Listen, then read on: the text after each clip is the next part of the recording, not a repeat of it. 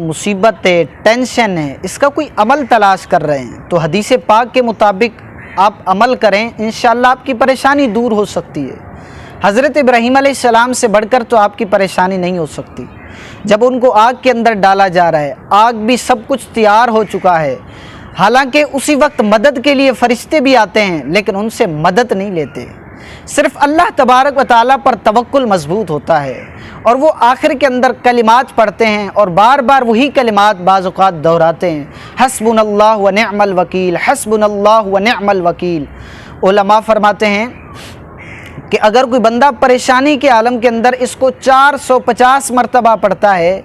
تو وہ مصیبت پریشانی دور ہو سکتی ہے۔ لیکن حضرت ابراہیم علیہ السلام کے واقعے سے آپ کو تو معلوم ہوگا، پھر بعد میں آگ بہت ٹھنڈی ہو چکی تھی،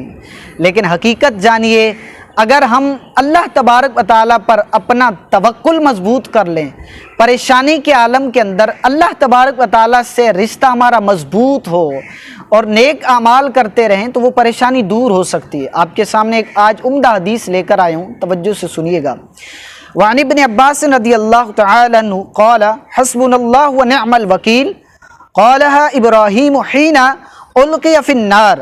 حضرت ابراہیم علیہ السلام کو جب آگ کے اندر ڈالا جا رہا تھا تو انہوں نے یہی جملے کہے تھے، حسبنا اللہ ونعم الوکیل۔ تو آپ بھی پریشانی کے اندر جب ہوں تو اس عمل کا بار بار ورد کیا کریں، اللہ